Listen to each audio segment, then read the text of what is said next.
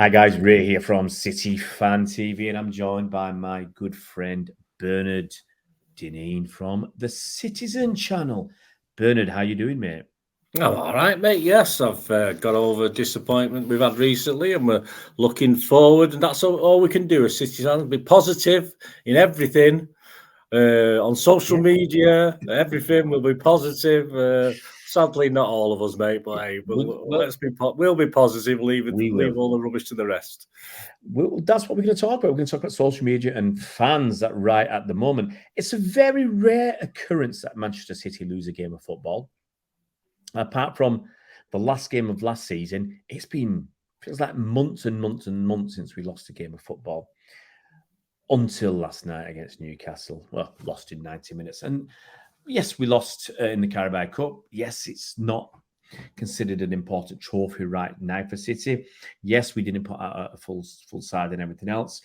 And Newcastle, they had a good 15-minute spell at the start of the second half. They got the lead and then sat back for most part and tried to hit us on the break. So, credit to them, congratulations to them, and hope they can win their next game in the Carabao Cup against Man United. But as usual, we've got a lot of guff, a lot of garbage on social media. Now you've got, I think, from what I've seen on social media today, I can split there's two types of fans. Okay, you've got some fans who are going over the top and criticising this and having a go at players because City lost a game of football, and I think that's well over the top. It's ridiculous. But then you've got some other fans. I saw a couple of them today, who won't accept any criticism of the players at all. They never do. And they say, well, those fans who are criticising the players, or, well, the ones who are going over the top, those fans are from overseas. They've never been to Manchester. They can get stuffed and all that sort of gubbins. And they say, all these new fans are, quite a few derogatory remarks against them. But then you've got, as I said, you've got those fans who are blowing smoke up players' backsides and will not have any criticism of certain players. I'll say Jack Grealish. They won't accept any criticism of City players. I don't think you fall into either of those two camps. I think you fall into the similar camp to me, is you want to give honest opinion, honest criticism at times, and honest praise. You're not going to go over the top negatively about players, and you're not going to sit there looking through blue tinted specs and say, so and so was fantastic when they weren't.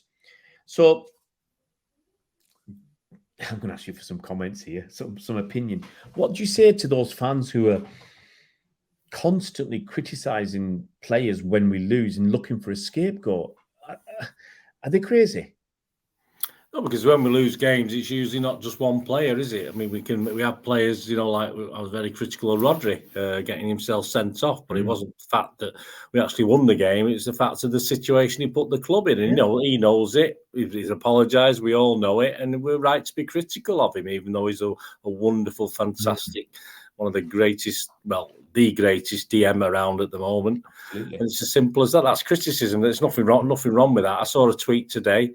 And it wasn't a question. It wasn't one of these things where he was inviting people to write answers. Whether like a devil's advocate thing. It was literally just saying, is not Phillips the worst player City have ever bought? It wasn't a question. He was just stating it.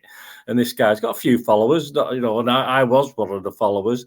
And I'm looking at it. I deliberately look at all his stuff. And generally, there's nothing wrong with what he writes, generally, but I just don't see the point of that sort of criticism, them sort of statements. And I have no idea what it achieves. I mean, we've taught Phillips before, we've taught Phillips in the past, but I wouldn't dream of saying something like that about a professional footballer who's playing, is trying his best for your club. I just don't see the point, and I don't know where they come from. I don't have all the demographics of where they come from. But it's cringe. But as I said, it's worrying because obviously some guy, I blocked him, blah blah. And then I looked at it, I'm looking down, and most of what these guys are saying is okay. It's fine. You know, nothing wrong with it. It's constructive, some of it, but then you come out with stuff like that. So it's only got split personalities. It's only want to get something more from it. There's something going on deeper, I think, than just. Well, the thing is, when you say something like that, you can get a lot of feedback. You can get a lot of comments, a lot of engagement. Well, the MEN do it, don't they? The Manchester Evening News do it. They deliberately. I mean, we can put a funny little thumbnail in with a sort of a little title to fit. Bit of fishing. That's what we do. It's a bit, and it's not in a nasty way. It's in a bantery way. And the Manchester Evening News do it at their level. You're talking, a major publication. They do it, and this. I'm not saying it's anti-City, particularly when you read through it, but they certainly make that headline to get, as you say, to get that people biting, to get them reading the article, to get people doing it, and it is a point. But for individuals to do it, as say, who are not really gaining much from it as well, I can understand someone gaining from it. Well, these people aren't gaining anything from it at all. They're just stupid, ignorant, waste of time comments.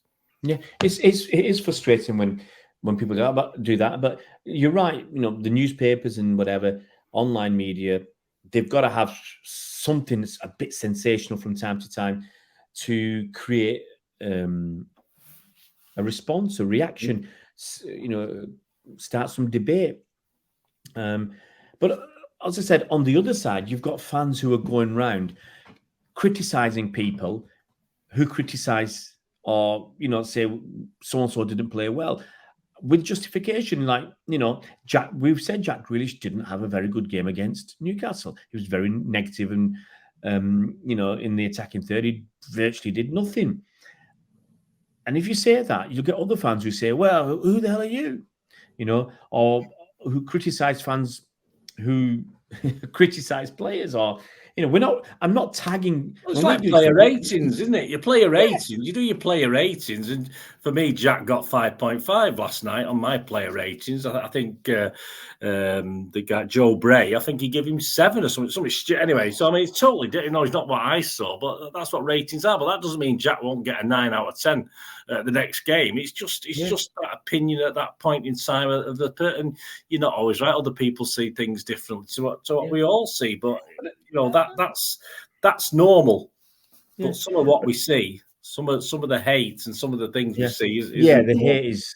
See, what I'm against is the two extremes. The hate on one side, unjustified. I mean, you should never be hating on your own players unless they've potentially done something terrible in their private life or on the pitch or whatever, and not through making a mistake or if someone's showing lack of effort or disrespect, or you could argue doing what Carlos Tevez did against, was it Bayern Munich, not coming on and stuff like that. You can get annoyed about stuff like that. But I hate that extreme.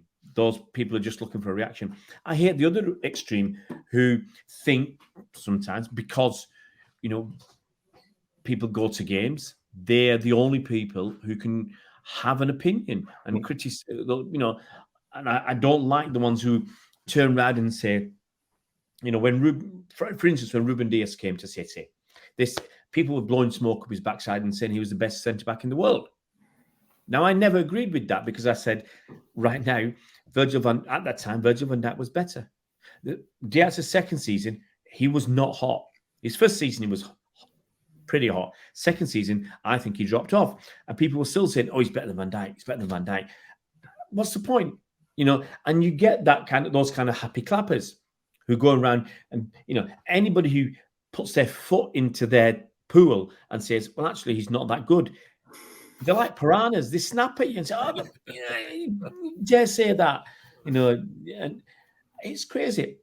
I don't understand, okay, Bernard, why people can't be more middle of the road and have a more even-handed approach and opinion. We don't, on your channel and on this channel, we don't go generally on big rants. We don't go on wild accusations about players or wild stories or going over the top. We kind of middle of the road. Maybe that's what we're doing wrong, Bernard. Is that what we're doing wrong? Yeah, absolutely. It has to be that. I mean, Fair. It's like banter, banter. You know, when you say, "Oh, join this banter site," and it isn't. It's just garbage. Just people slagging each other off. It's nothing clever about it. It's nothing big, nothing clever. We used to say, didn't we, in the old days? It's not big and it's not clever.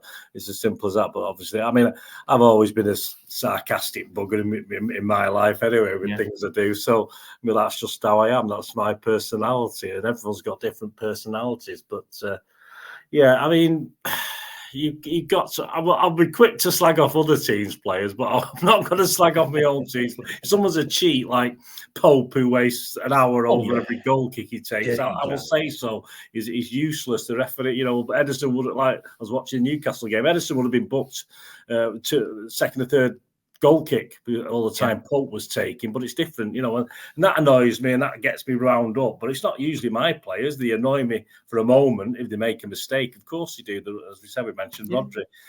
You know, I didn't clap him off the pitch. I think, you pillock, you know, what are you doing? Or the big lummox misses another easy sitter. That doesn't mean anything. Of course, you know, it's that umbrella, isn't it? That picture of the City badge with the umbrella. You know, you might really me off, but I still support you, sort of thing. And that's how it should be, and that's how fans should, and that's what I hate about other fans as well.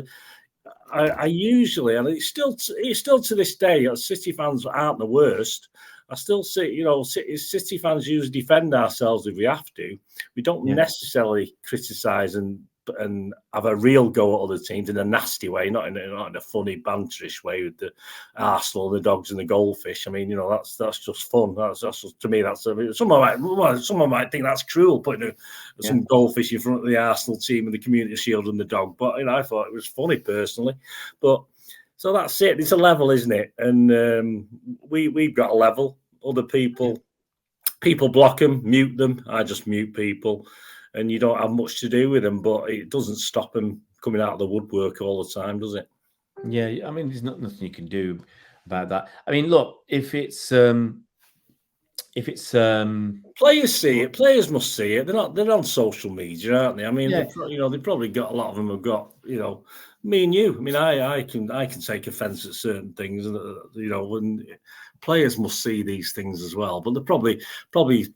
Perhaps if you've got good PR, they're probably sheltered from it a little bit. But it's just needless. It's just needless. I mean, I'll call like someone like Havertz. I think he's one of the worst investments anyone could have made buying him. And the only thing he ever did was score against us in the Champions League. And I think he's rubbish. And I'll say that, but I wouldn't ever say that about a City player. I'm just making an opinion on teams I don't like. I don't, you know, it's.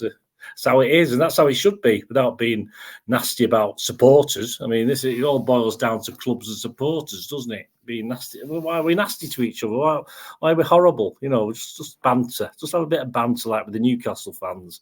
I don't even agree. I don't even agree with singing to them Champions of Europe. We'll never sing that because I think it's a crappy song. I don't like the song. I never liked the song when it was sung at us.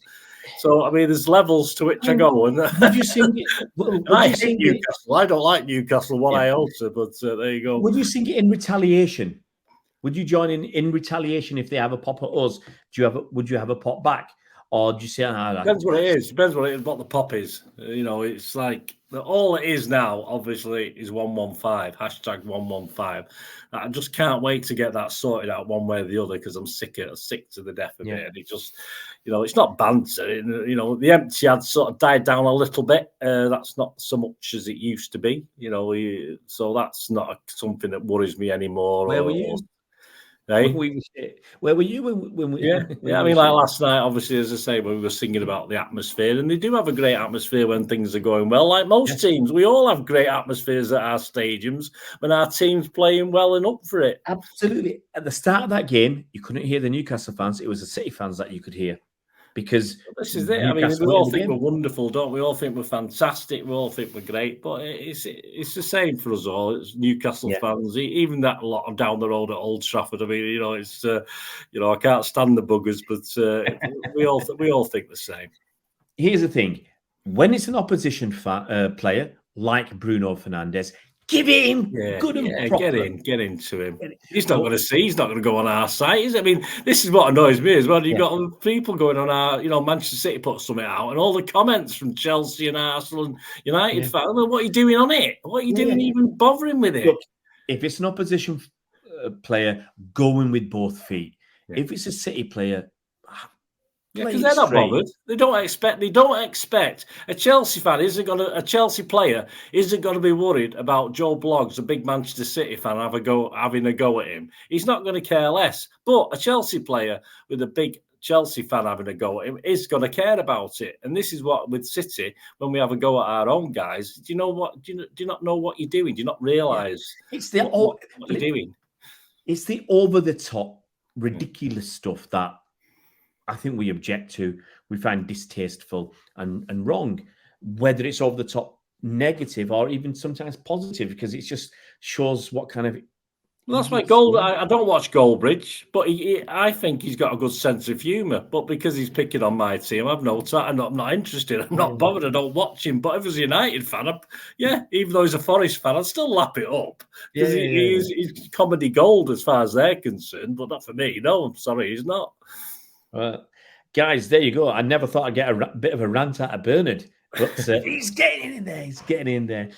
Oh, lovely stuff. Hey, guys, remember, if it's an opposition player, 2 feet, go in, enjoy it. Rile them up. If it's a City player, be nice to them. Constructive criticism. Nothing wrong with constructive criticism. Right. I mean, in the workplace, wherever it is, and football's a workplace, that's what it should be. Don't go over the top in your negativity. And don't blow smoke up the backsides of trying to massage their ego, because neither of them are what it should be. Be like us. Sit on the fence. Go down. Splinters in your bum. That's what you do. That's what you need. Is what you like. Thanks a lot, Bernard, mate. You take care, and we'll see you around Blues.